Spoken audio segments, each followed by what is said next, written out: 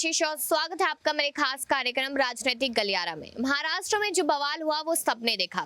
एक यहाँ पर कहीं ना कहीं बात ये कही जा रही है कि जब विधायकों के साथ यहाँ पर बगावत की थी तो शाम थी। देखा जाए यहाँ पर उद्धव ठाकरे ने जब इस्तीफा दिया तो शाम थी, चुनाव आयोग का फैसला आया तो शाम थी, किसी को मुलाकात करनी हो तो शाम को। आखिरकार ऐसा क्या मुद्दा है यहाँ पर शाम का, उसको लेकर लगातार यहाँ पर सवाल बनता है। लेकिन अब देखा जाए यहाँ पर तो असली शिव सैनिक बन चुके एकनाथ शिंदे। यहाँ पर उद्धव ठाकरे ने कह दिया कि चुनाव आयोग को हम कोर्ट तक घसीटेंगे, क्योंकि चुनाव आयोग ने यहाँ पर जबरदस्ती गलत फैसला लिया है, उन्हें खरीदा गया है। संजय राउत ने ये बयान दिया, 2000 करोड़ में ही खरीद फरोख्त का मामला हुआ है। उसके बाद जो बात लगातार मैं आपके साथ साझा करती थी कि आज अगर शिंदे ने बगावत किया और शिंदे के पास बहुमत है तो कल को कोई और बगावत करके बहुमत ला सकता है, तो क्या सुप्रीम कोर्ट या चुनाव आयोग उसको भी आगे करेगा? और यही बात कल शाम को उद्धव ठाकरे भी कहते नजर आए कि ऐसे तो खरीद फरोख्त करके कोई भी विधायकों को, सांसदों को अपनी साइड कर सकता है। लेकिन अब देखा जाए कि चुनाव आयोग को घसीटने की बात की जा रही है और यहाँ पर उद्धव ठाकरे लगातार ये कहते नजर आ रहे हैं कि शिवसेना हमारी है,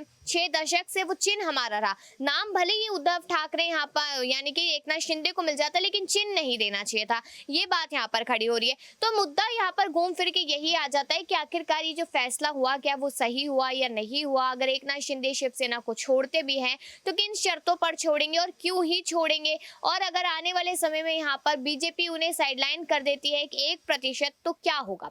अब इन्हीं मुद्दों पर बात करने के लिए कपिल मेरे साथ यहाँ पर है। तो सबसे बड़ा और सबसे पहला सवाल तो यही सामने आता है कि यहाँ पर उद्धव ठाकरे भी यही बात कहते नजर आए कि यहाँ पर जब बोला गया था, जब रिक्वेस्ट की थी कि चुनाव आयोग बाद में फैसला ले और यहाँ पर सुप्रीम कोर्ट को लेने दे, तो ऐसी कौन सी मजबूरी यहाँ पर चुनाव आयोग के सामने आ गई जो उन्होंने फटाफट देर शाम को यहाँ पर फैसला ले दिया? देखिए, अगर कपिल सिब्बल की बात करी जाए तो वो उद्धव ठाकरे के वकील थे, उन्होंने अपनी दलील दी। अब कोर्ट का मानना या फिर चुनाव आयोग का मानना या ना मानना उनके हाथ में होता है। ये तमाम जो है वो संवैधानिक संस्थाएं हैं और इनका जो कहीं ना कहीं अगर चलाने की बात करी जाए तो ये किसी वकील के हिसाब से या फिर किसी आम इंसान के हिसाब से नहीं चलती हैं। हालांकि लगातार जो है वो कपिल सिब्बल कई बार ये उन्होंने ये बात कही थी कि पहले जो है वो कहीं ना कहीं 16 विधायकों की अयोग्यता पर फैसला है या फिर तमाम ऐसे मुद्दे उन पर फैसला है, इससे कहीं ना कहीं आसानी होगी। लेकिन जब ये तमाम चीज़ें नहीं हुई तो साफ तौर पर हम ये मान सकते हैं कि सुप्रीम कोर्ट और चुनाव आयोग जो बड़ा फैसला सुना रही है अब वही जो है सर्वमान्य है। लेकिन अगर यहाँ पर देखा जाए तो उद्धव ठाकरे अब यहाँ पर कहीं ना कहीं चुनाव आयोग पर अपना गुस्सा निकालते हुए नजर आ रहे हैं। यहाँ पर संजय राउत का ये बयान कि 2000 करोड़ रुपए में यहाँ पर खरीद फरोख्त की गई, इस तरीके के मामले चुनाव आयोग पर शोभा नहीं देते हैं। लेकिन पूरा उद्धव गुट अब इल्जाम लगा रहा है, सुप्रीम कोर्ट तक जाने की बात की जा रही है। तो क्या लगता है कि सुप्रीम कोर्ट अब यहाँ पर क्या फैसला लेगा और आखिरकार किन दलीलों पर फैसला लेगा? क्योंकि यहाँ पर चुनाव आयोग ने साफ कह दिया कि असली शिव सैनिक बहुमत के हिसाब से तो शिंदे है। तो यहाँ पर क्या उद्धव ठाकरे को अभी भी एक उम्मीद है कि शिवसेना वापस से उनको मिल जाएगी? देखिए, बिल्कुल उम्मीद होगी, क्योंकि उद्धव ठाकरे की अगर बात करी जाए तो उन्होंने सुप्रीम कोर्ट जाने का फैसला किया है। चुनाव आयोग ने जो फैसला सुनाया है वो हालांकि भावनाओं के आधार पर नहीं सुनाया है, विधायकों के आधार पर, बहुमत के आधार पर, तमाम ऐसे मुद्दे हैं जो दलीलों को सुनने के बाद उन्होंने ये फैसला सुनाया है। लेकिन मेरा ऐसा मानना है कि कहीं ना कहीं अभी भी ये मामला बाकी है और सुप्रीम कोर्ट में जाने के बाद पूरा जो फैसला है उसका सबसे पहले जज रिव्यू करेंगे और उसके बाद अगर उन्हें लगता है कि इसकी सुनवाई होनी चाहिए तो ये होगा कि सुनवाई होगी। हालांकि सबसे बड़ा सवाल यहाँ पर ये खड़ा हो रहा है कि क्या सुप्रीम कोर्ट इस पूरे मुद्दे पर लंबी सुनवाई करेगा? सुनवाई के लिए राजी हो गया है लेकिन वो रिव्यू करेगा और उसके बाद अगर सुप्रीम कोर्ट ये कह देता है कि हाँ, इस पर अब दलीलें दोनों तरफ से सुनी जाएंगी और ये मामला जो है वो आगे अब चलेगा, तब माना जा सकता है कि उद्धव ठाकरे के हक में कोई बड़ा फैसला आ सकता है। इस बात की संभावना है। लेकिन अगर यहाँ रिव्यू करने के बाद अगर कोर्ट जो है वो मना कर देता है तो फिर उद्धव ठाकरे को ये सबसे बड़ा झटका होगा, क्योंकि इसके बाद देश के अंदर कोई ऐसी संस्था नहीं बचेगी जो उनकी बात की सुनवाई कर सके। और जिस तरीके से आप आरोप की बात कर रहे हैं कि 2000 करोड़ का आरोप लगाया है, तो आरोप जो है वो इस तरीके के आगे भी लगते रहेंगे, चाहे वो शिंदे गुट पर हो, चुनाव आयोग पर हो।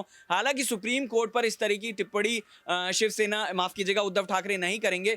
लेकिन यहां पर साफ तौर पर देखा जा रहा है कि आरोप प्रत्यारोप का दौर अब आने वाले कई सालों तक यूं ही चलता रहेगा। लेकिन अगर यहाँ पर देखा जाए तो जनता में कुछ लोग ये कहते नजर आए कि उद्धव और शिंदे को एक बार मुलाकात करनी चाहिए, रश्मि ठाकरे को एक बार मुलाकात करनी चाहिए और यहाँ पर बातचीत करनी चाहिए। तो क्या लगता है आपको कि बातचीत करने से कोई हल निकल पाएगा? क्योंकि यहाँ पर शिंदे ने कहा कि मैं तो बाला साहेब ठाकरे जी की राह पर चल रहा हूँ, ये बात उन्होंने कह दी। तो मुलाकात को लेकर आपका क्या सोचना है यहाँ पर? देखिए, मुझे नहीं लगता कि अब कोई मुलाकात होगी, क्योंकि मुलाकातों का दौर, बातों का दौर अब निकल चुका है।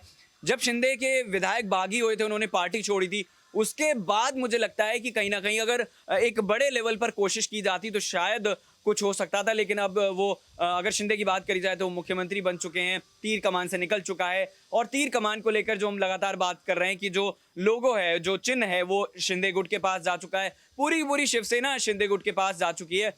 तो अब बातचीत का दौर निकल चुका है और मुझे नहीं लगता कि आने वाले वक्त में दोनों के बीच कोई बातचीत होती हुई नजर आएगी। और अगर कोई बातचीत होती है तो ये कोर्ट के अंदर जरूर हो सकती है, लेकिन उसके बाहर मुझे नहीं लगता। एक और यहाँ पर सवाल रहेगा कि अगर देखा जाए तो उद्धव ठाकरे ने कहा कि शिवसेना का नाम आप भले ही दे देते, कोई फर्क नहीं पड़ता, हम अलग नाम रख लेते, लेकिन चुनाव चिन्ह नहीं देना चाहते, क्योंकि 6 दशक पहले यहाँ पर 1966 में उनके पिताजी बाला साहेब ठाकरे वो चिन्ह लेकर आए थे। ये बात उन्होंने कही। तो इस बात में कितनी सहमति है यहाँ पर कि अगर चुनाव चिन्ह नहीं भी दिया जाता, वो उद्धव के पास ही रहता, तो क्या यहाँ पर एकनाथ शिंदे खुद को साबित नहीं कर पाती कि वो असली शिव सैनिक है? देखिए, शिंदे ने जिस दिन पार्टी छोड़ी थी उसी दिन शायद सोच लिया था कि उद्धव ठाकरे के पास ना पार्टी रहने देंगे, ना चिन्ह रहने देंगे, और ना ही वो तमाम कार्यकर्ताओं को रहने देंगे जो कहीं ना कहीं शिंदे का समर्थन या फिर बाला साहब ठाकरे की उस सोच का समर्थन रखते हैं, जिसको लेकर उन्होंने बार बार कहा कि मैं हिंदुत्व की राजनीति करने आया हूं और उन्हीं के इशारों पर, उन्हीं के पथ चिन्हों पर चल रहा हूं।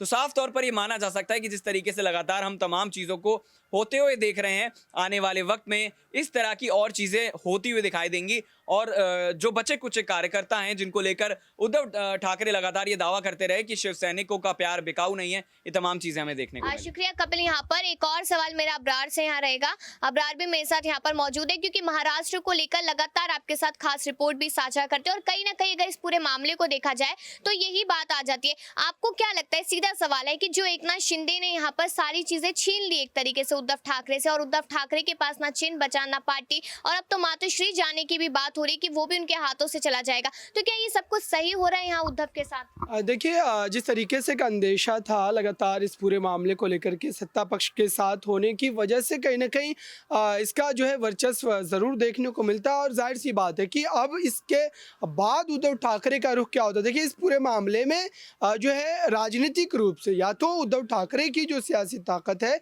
वो पूरी तरीके से ख़त्म हो जाएगी, धाराशायी हो जाएगी, या फिर हो सकता है कि एक बार और भी ज़्यादा मजबूत तरीके से वो कम बैक करते नजर आएंगे। क्योंकि उद्धव ठाकरे जो है भले ही राजनीति में उतने ज़्यादा उन्होंने जो है कामयाबी हासिल नहीं की हो, लेकिन बाला साहब ठाकरे की वजह से लोगों का जो एक जुड़ाव है शिवसेना पार्टी से वो बेहद ही मजबूत है।